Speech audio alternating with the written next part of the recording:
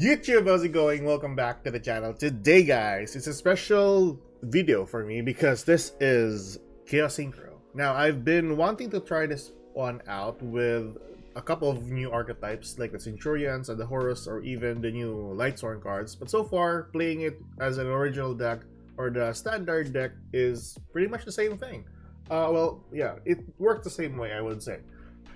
I really love this deck and I really like to bring this back into the fold for Master Duel in the current format, but without the Chaos Ruler it was kind of a bummer because you can't really like mill a ton of cards to the graveyard, but we can manage. There are a ton of cards that we can still do that can eventually dump cards to the graveyard, like a copy of Armageddon Knight, a copy of your Cherilyn Skirin, also the copy of the Bestial Rebellion. Chaos cards really benefit quite a lot if ever they are banished, and even so, if ever they're sent to the graveyard as well, this still works perfectly well. It's kind of like a lower version of tier elements, but more effective if they are banished.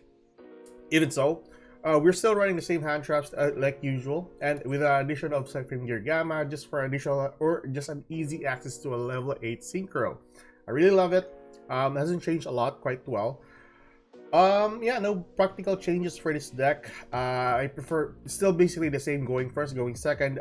Going second is way better because you can just OTK your opponent with a ton of resources that you have. Your consistency maker are always going to be Allure of Darkness and a copy of Chaos Space. Really good cards.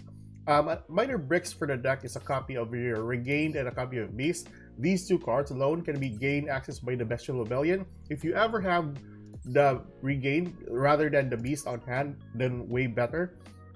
But so far, majority of the cards here allows you to dump cards to the graveyard or banish cards from the graveyard or from your hand, so it's a pretty good effect as well to add into the lineup. So that's basically it. Level 2 synchros that are, or synchrons, that is a tuner. Core of Chaos, that is a tuner as well. Shinobi Necro, banished from the graveyard, you can spell something to the field. Majority of the cards here are all utility cards. There are no practical cards during turn 1, but turn 2, it's always going to be a copy of Chaos Angel, a copy of Chaos Archfiend, and most of the time some other light and dark synchro monsters. That would eventually get you the win on the second turn. Going first, it's really not that bad. This deck isn't really that consistent in bringing out the same names to the field during a turn, so please take note of that one, but it is a pretty good rogue deck just to play out into the meta. And I had some few wins against YuGoh, so Snake Eyes, and even Fire King Snake Eyes. So I think that's basically it. That is our deck profile. Let's move on with some of the replays. Alright guys, so here we are with our first game up against Kashtira and Horus. Now, we're going, in our first two games, I think we're going second here, but our last game is kind of neat. We're going up against Fire King Snake Eyes, and we were actually challenged on the first turn. So, but before we go into the last game, here is our first three games here. So, we have a copy of Sharon, we have Chaos Witch, Chaos Mirage, and Bestial Jerusalem with a copy of Emperor. We're going second.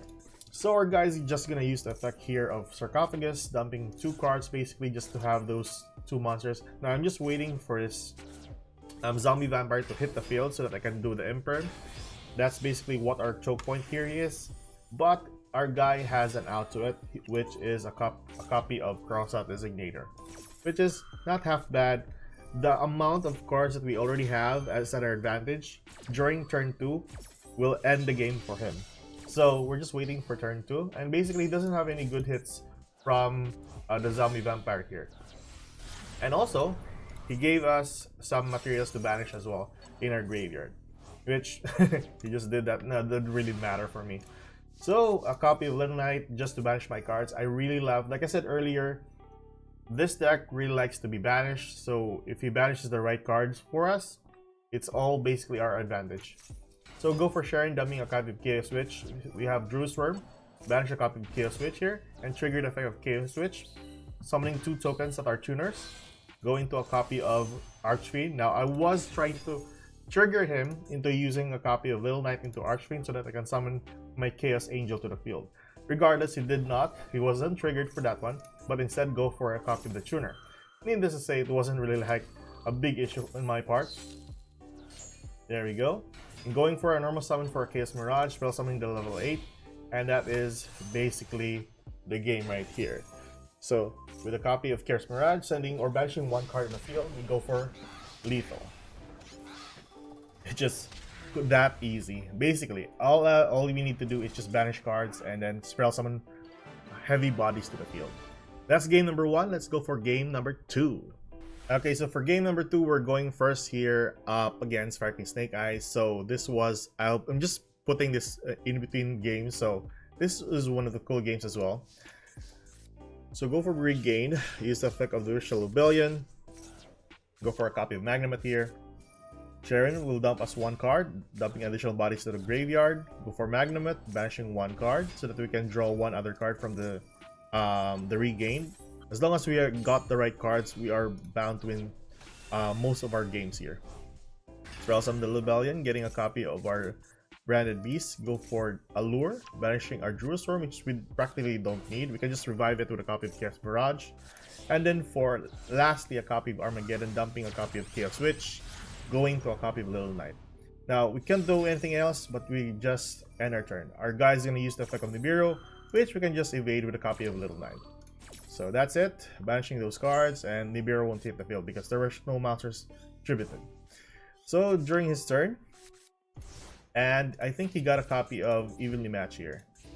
Yes, so we got or used the effect of Little Knight, banish our 2 monsters, and so that the only monsters we can or the only card we can just banish is a copy of Beast here. And got the Regain. Now, it doesn't really matter for me if ever Little Knight will be back on the field or not. As long as we got the draw from it or from the Regain, we're practically fine. And of course, he did not go into battle, so we still win this game. We still won this game.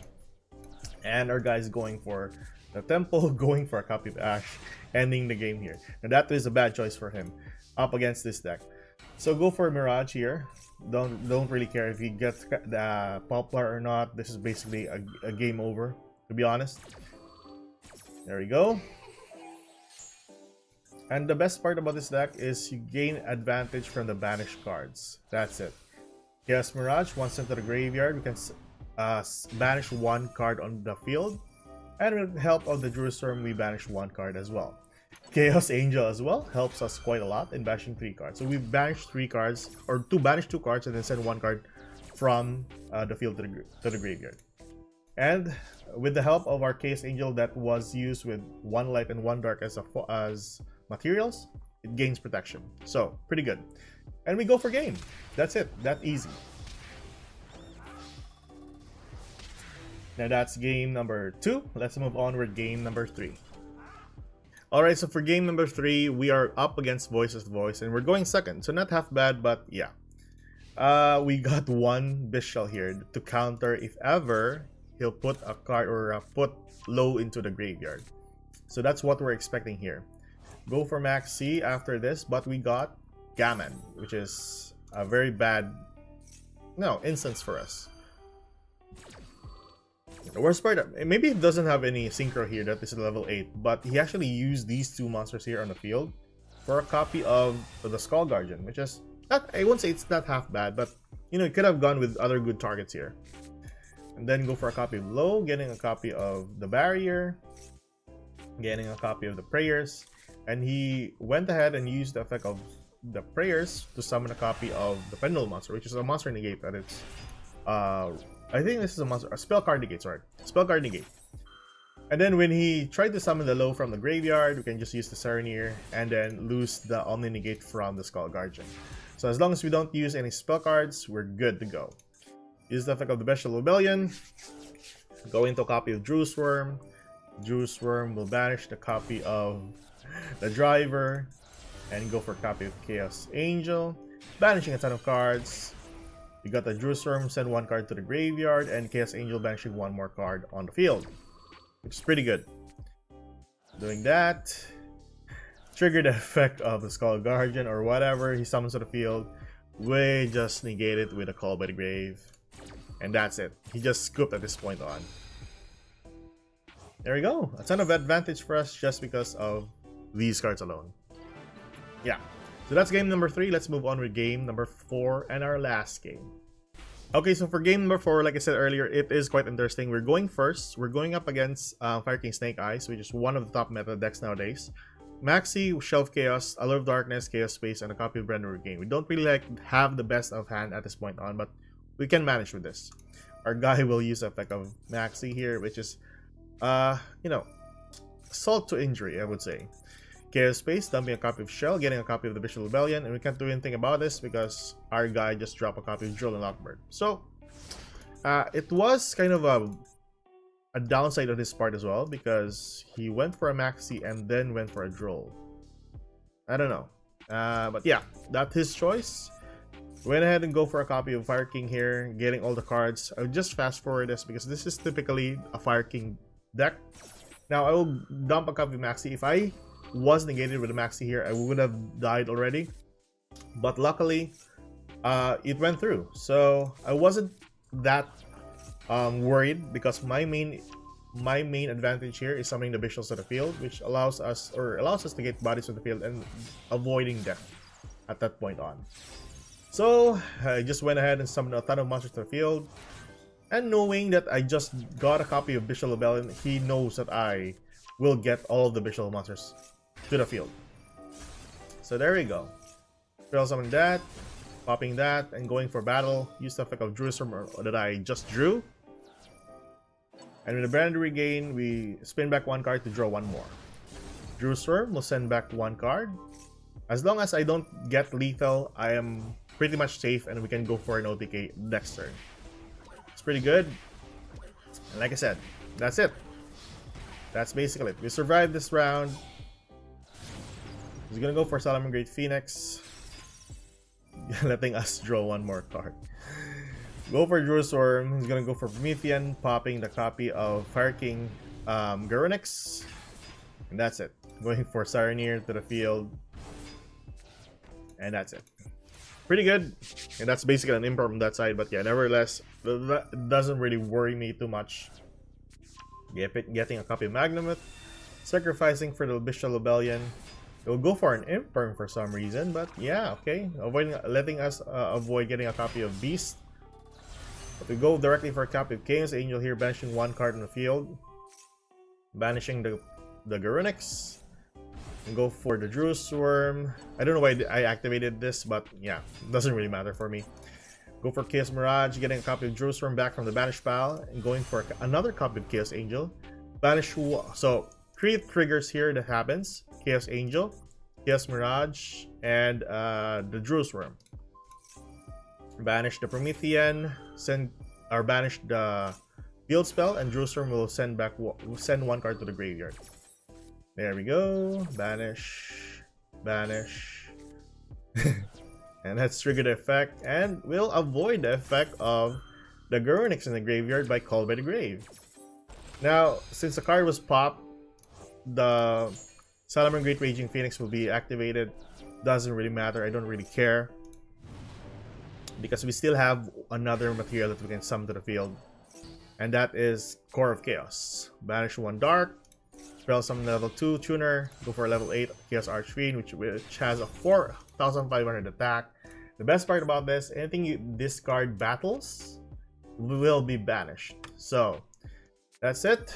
Lastly, one additional body for just solidifying the game. Go for 2,500 and 3,500 still for game. So that is Chaos Synchro, one of my favorite decks. Tell me your thoughts about the deck. I'll see you guys in the next video. Keep safe, good luck. If you like this kind of content, like and subscribe. See you later, guys. Goodbye.